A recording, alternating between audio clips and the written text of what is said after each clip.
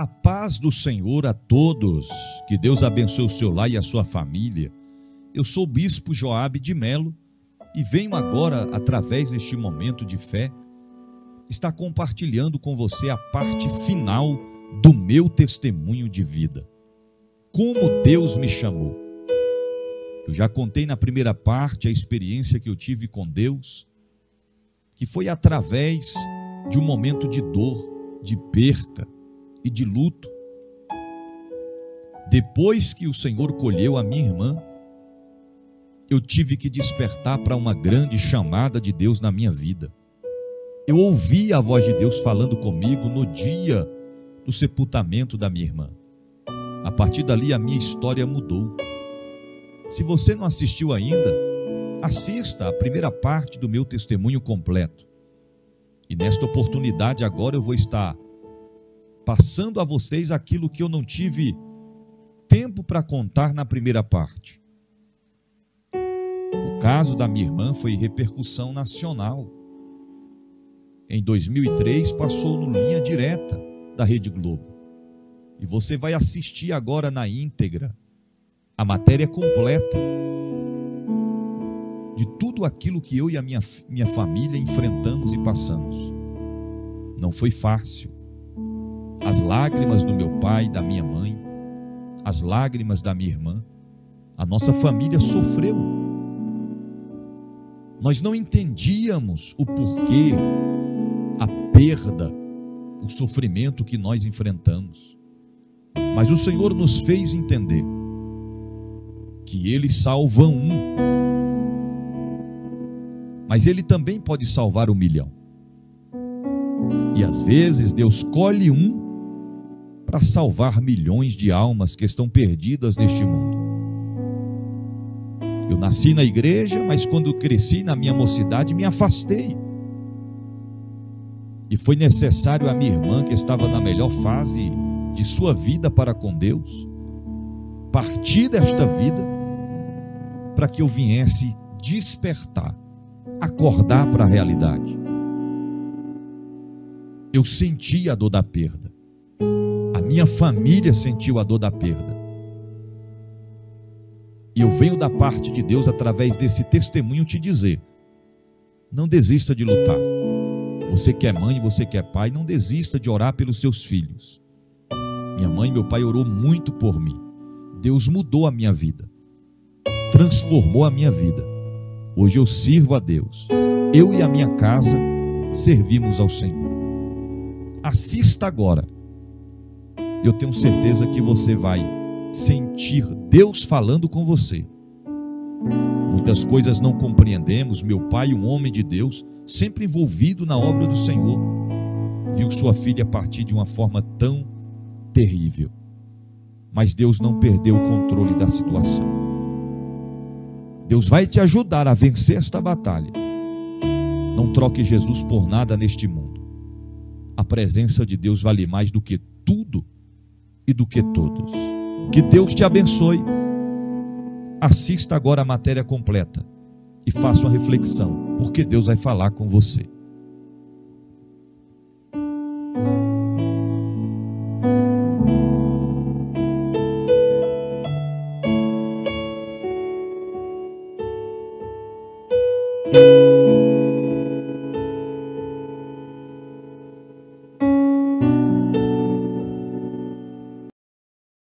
Lembra-te, Senhor, de Davi e de todas as suas aflições. No meio do culto, Certamente o pastor que recebe não um chamado. entrarei na tenda. Nervoso, ele sai apressado da igreja.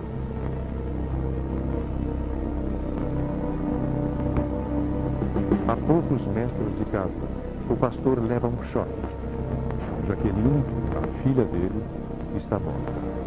Eles falavam para mim: pastor, a sua filha está morta ali. Aí eu segui até onde estava minha filha. Mas parece que não era verdade. Eu não acreditava que aquilo ali era verdade.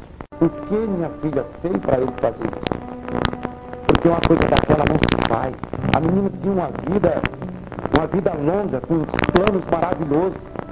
Por desculpa. A minha esposa estava completamente chocada, abalada.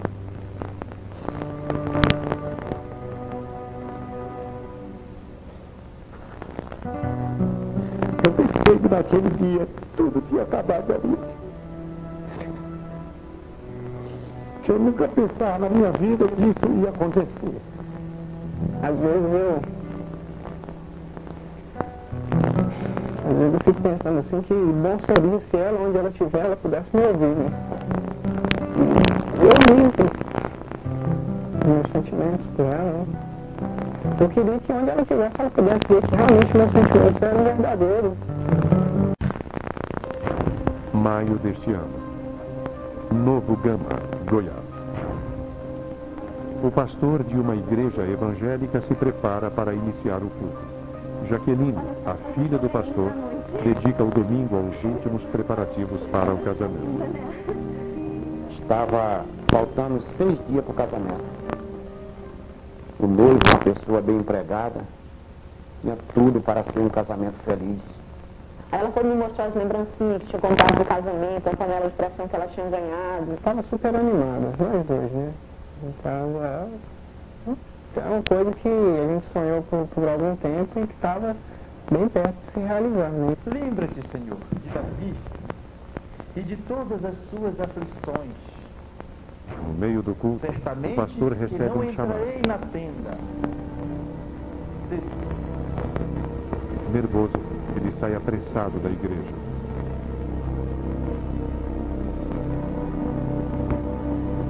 A poucos metros de casa, o pastor leva um choque.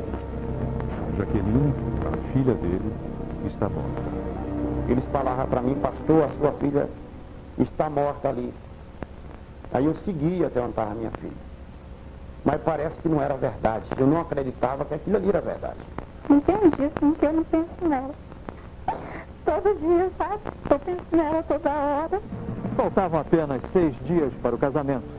A noiva, Jaqueline Pereira de Melo, 23 anos, morreu no domingo, dia das mães. O acusado do crime é um dos convidados do casamento, Anderson Rodrigues da Silva, amigo de infância de Jaqueline. Um rapaz que vivia aqui dentro de casa, jogando videogame com meu irmão. Era casado com a melhor amiga dela, né? E ela gostava muito dele, assim, como amigo e tudo. Tem dia que eu choro no volante do meu carro. Clamo a Deus por que isso aconteceu. Cidade de Novo Gama, Goiás, a 40 quilômetros de Brasília. 1987. Jaqueline é filha do pastor José Renato e tem 3 irmãos. Ela e Anderson são vizinhos. Na adolescência, Anderson começa a beber e a usar drogas. O que foi? Não tem alguma coisa aqui? Eu já vi ele fuma maconha, né? Lá no colégio mesmo ele passava cigarro na boca e tudo, porque ele estava à noite. Jaqueline é a única pessoa que consegue controlar o amigo. Tantas vezes que ela era acostumada a aconselhar ele e ele obedecia a ela. Sempre quando ela conversava, ele ouvia os conselhos dela. 1997. Anderson começa a frequentar a casa de Jaqueline. Na frente da família da amiga, ele se mostra um rapaz tímido e educado. Ela colocava até comida no prato para ele, porque ele tinha vergonha de colocar comida. Aí o pai falava, eu não quero esse rapaz aqui dentro. Aí a gente falava, não, e a gente defendia tanto ele, não, pai, ele não está mais usando droga, não. Decidida a ajudar Anderson, Jaqueline o apresenta a Rosineide, sua melhor amiga. Em alguns meses, os dois vão morar juntos e ter uma filha. Deu maior apoio para os dois, que os pais da Rosineide não queriam aceitar, né, que ela fosse sair de casa e tal. Já que ele foi lá e falou que não, que eles se gostaram, então. Deus é louvado por todas as suas obras e por sua Ano 2000. benignidade. Louvai ao Senhor. Jaqueline também começa a Ele namorar. é bom. O escolhido é um jovem da igreja. Sempre. Eu sempre gostei dela. A gente se conheceu por volta de 1993. Somente nós dois viu que a gente começou a namorar. Professora formada, Jaqueline trabalhava como vendedora numa loja de tecido. E o seu namorado era auxiliar administrativo. O relacionamento deu tão certo que um ano depois, Nilson pediu Jaqueline em casamento. Maio de 2001. Ao completar 21 anos, Jaqueline fica noiva de Nilson. Foi uma festa para toda a família. O casamento da minha irmã ia ser uma realização para todo mundo aqui em casa, era o sonho dela, ela só falava nesse casamento. Me ajuda. Enquanto isso, Anderson não trabalha. Sempre por perto, ele acompanha os preparativos para o casamento de Jaqueline. Todo dia ele vinha, jogava jogando pro irmão. Quando ele vinha mais a mulher dele, ele ia embora rapidinho. E quando ele vinha só, ele passava o dia todo, entendeu? Apaixonados, Jaqueline e Nilson começavam as obras da casa onde eles sonhavam morar. Essa casa que a gente construiu para morarmos, né? E agora está aqui, sem ninguém. A casa ficou pronta no início deste ano. Jaqueline e Nilson decidiram então marcar a data do casamento. 17 de maio.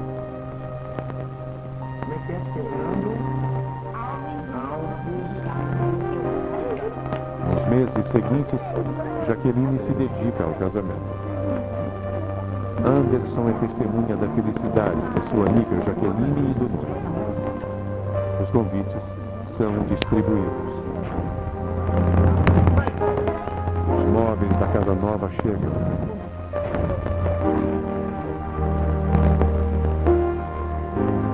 O vestido de noiva é escolhido. Faltam poucos dias para Jaqueline realizar seu sonho.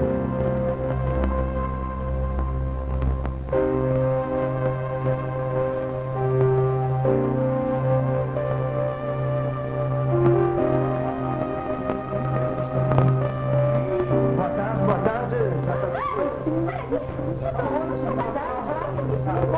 Tudo bem, eu te vejo mais tarde, Jaqueline. Tchau. Acho que é o sonho de todo mundo, acho que ela queria só ser feliz. Com a proximidade do casamento, apenas uma pessoa não parecia contente. Anderson, o amigo da noiva. Desempregado, Anderson começa a beber cada vez mais.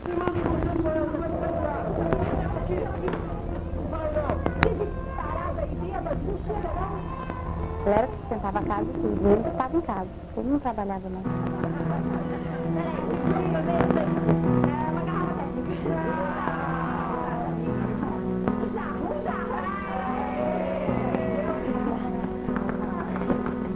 A mulher de Anderson só consegue ir ao chá de panela de Jaqueline depois de brigar com o marido. Ela chegou aqui chorando. Aí Jaqueline perguntou o que era, ela falou assim, não, onde está bêbado lá em casa, não queria deixar eu vir. Concentrada no casamento, Jaqueline não deu importância ao comportamento do amigo. No domingo 11 de maio deste ano, Anderson voltaria a procurá-la. Faltava apenas 6 dias para o casamento. Mas aquele dia ela estava tão alegre, assim, sabe? Ela estava toda agitada também, ao mesmo tempo estava tensa, nervosa. Porque, sabia, na semana do casamento ela só tinha aquele domingo, né? Para preparar tudo, que na semana ela trabalha.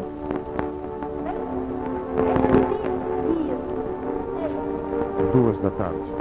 Jaqueline ensaia a cerimônia do casamento. Ia levar as crianças, as damas, né? Para fazer o último ensaio do casamento dela no próximo sábado. Então levei ela de 2 horas, né? Foi para a sede, nossa igreja. 4 horas. Jaqueline telefona para o noivo e combina de encontrá-lo à noite. Ela me ligou pedindo para ver se eu fazer um focinho de sair mais cedo, para a gente poder ir para a igreja juntos, né? Que seria o nosso último domingo como solteiro na igreja. Fim da tarde. Jaqueline se prepara para sair. Antes, ela recebe um telefonema. Era Anderson. Ele disse que precisava encontrar Jaqueline e pediu a ela que não contasse a ninguém sobre o telefonema. Jaqueline achou estranho, mas acreditou que o amigo precisava de ajuda. Aí ela falou assim, ele deve estar metido em alguma encrenca, para ele me chamar e dizer que não é para dizer o nome dele, alguma coisa ele está para ele, deve estar drogado ou metido em alguma encrenca. Era para ela não ir, porque se ele falou não fala o meu nome, é porque ele estava com pensamento mau. Mas assim mesmo, como ela conhecia o Anderson, seguiu para lá. Chegando ali na rua, ela disse assim, você me espera ali que eu vou lá conversar com ele. Queria comprar um presente. 6 horas. Jaqueline encontra Anderson. Ele pede ajuda para comprar um presente para a mulher. Aí eu estranhei, devido ao local, aqui não tem nenhum comércio, né, não tem nada. Aí ela ainda falou assim, ele estava tão estranho, eu quase não reconheci ele. Ela disse, eu falei que vou na costureira, na volta eu vou lá encontrar com ele.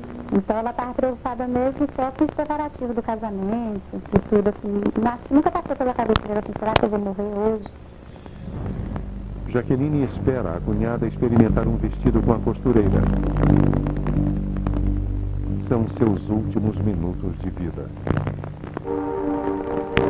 Quando nós eu vou lá, que o Anderson deve estar cansado de me esperar. Jaqueline foi ao encontro de Anderson, mas ele não pretendia comprar nenhum presente para a mulher dele. As simulações que você vai ver agora são baseadas na denúncia do Ministério Público.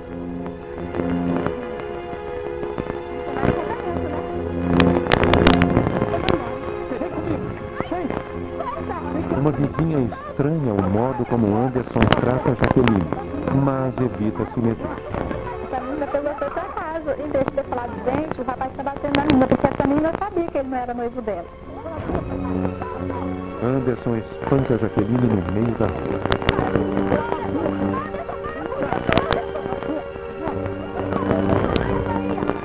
Apesar dos pedidos de socorro da jovem, ninguém ajuda. O desespero e os gritos da vítima acabaram por atrair vizinhos e transeuntes, sendo que o acusado justificava para tais pessoas que estava apenas discutindo com a namorada e que não admitiria intromissões. O povo viu, ninguém fazia nada. Disse que ela gritava muito. Ela gritava muito por socorro, ninguém ajudava. Na igreja, o pai de Jaqueline começa o culto.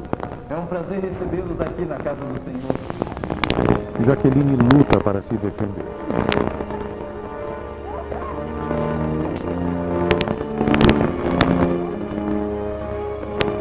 Minutos depois, Anderson não encontra mais resistência.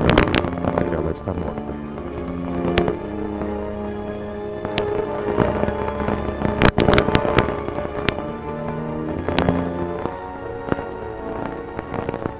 Ela não morreu rápido, porque ela estava muito machucada, então ela deve ter lutado muito com ele. Com medo da presença de testemunhas, Anderson fugiu. A notícia do crime se espalhou. Naquele momento, o pastor José Renato, pai da vítima, celebrava um culto. Nilson, o noivo, seguia para outra igreja, onde esperava encontrar Jaqueline. 8 da noite. Desesperado, o pastor interrompe o culto e corre para o local do crime. Eu saí de dentro da igreja completamente desesperado. Fui até o meu carro, não consegui dirigir o carro. Nilson chega atrasado à igreja. Ao procurar Jaqueline, ele ouve os comentários da tragédia. Aí no Ceará não chegou ainda. Então não precisei mais saber mais nada. Já saí da igreja e vim pra cá, pra casa dela.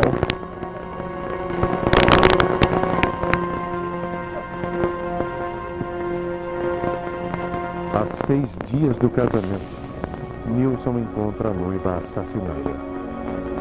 Não consegui nem chorar na hora e ficava perguntando para as pessoas que estavam aqui, não pode ser verdade não, a gente vai casar daqui a uma semana, isso não está acontecendo, não é verdade. Isso é muito duro para um homem que cria uma filha que eu criei com todo carinho, eduquei ela. Aí aconteceu uma cena dessa.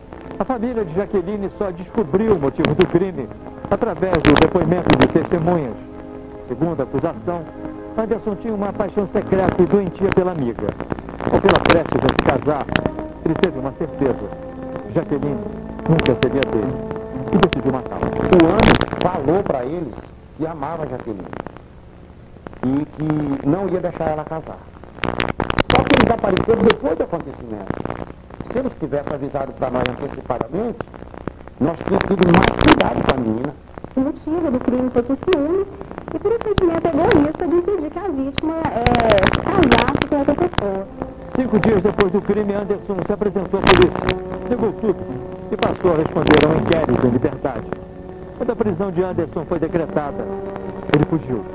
Procurada por linha direta, a mulher dele não quis gravar entrevista. Eu tenho muita mágoa, eu tenho muito ódio no meu coração, eu oro muito para Deus tirar isso de mim, mas eu não consigo. O que minha filha fez para ele fazer isso? Porque uma coisa daquela não se faz. A menina tinha uma vida longa, com planos maravilhosos. Eu disse, a minha esposa estava completamente chocada, abalada.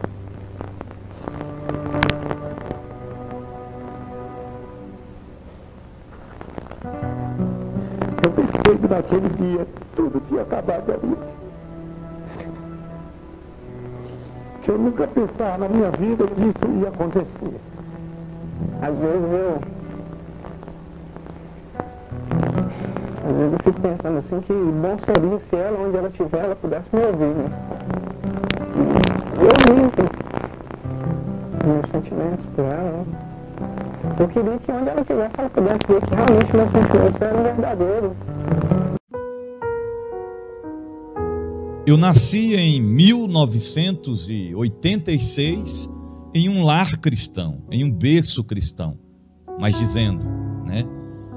E quando eu nasci, eu fui apresentado ao Senhor Jesus para servir ao Senhor por todos os dias da minha vida. E eu e minhas 3 irmãs, desde pequenos, estávamos sempre na igreja, crescendo na igreja, na presença de Deus. Eu gostava muito de tocar violão. Aprendi pequeno, né? E nas viagens missionárias que meu pai fazia para Minas Gerais, Passos de Minas, eu tocava violão, tocava bateria.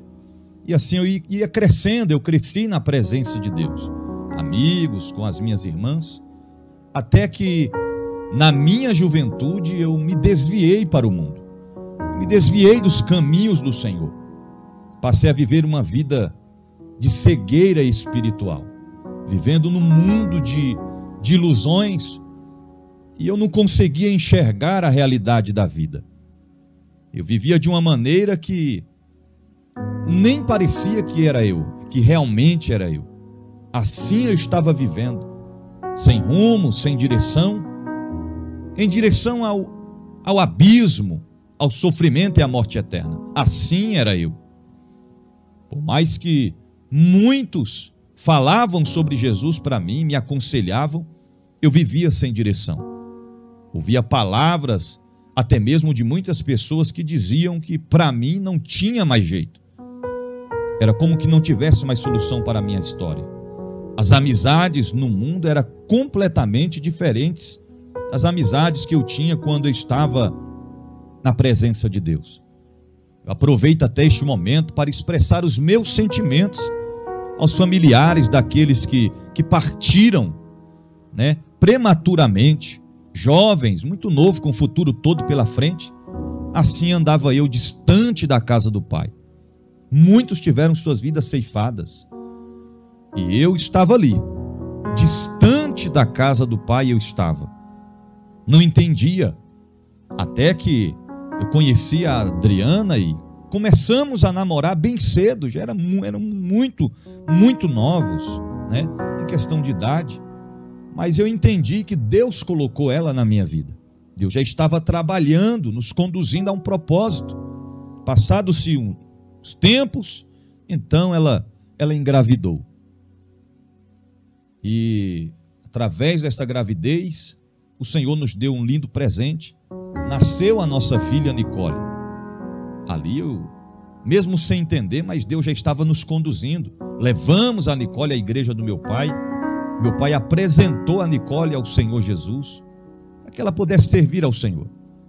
E chegamos em 2003, na onde sentimos a dor da perda, pois a minha irmã Jaqueline foi tirada de nós. A saudade é grande, chega a doer. E então, depois que eu tive a experiência com Deus, no dia do sepultamento da minha irmã, nos casamos. Foi Deus que nos escolheu, foi Deus que nos uniu. Agora eu estava trilhando um caminho completamente diferente do que eu estava outrora. A bênção do Senhor estava sobre nós. Eu havia feito uma aliança com Jesus e eu tive um encontro com Deus. Nos entregamos a Deus e fomos batizados nas águas. Deus começou a fazer algo extraordinário na contramão da lógica humana. Eu nasci de novo naquele dia em que eu desci as águas. Eu senti poderosamente a presença de Deus na minha vida. Nós dois tomamos esta decisão e batizamos juntos, caminhando lado a lado. Outrora servíamos ao inimigo, ao mundo, agora estávamos servindo a Deus. Uma família feliz, alegre e na casa do Senhor.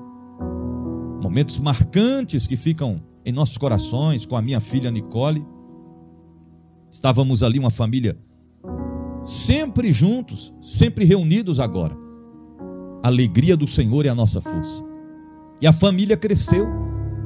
Deus nos surpreendeu e tivemos mais 2 lindas filhas, gêmeas, a Isadora e a Isabela.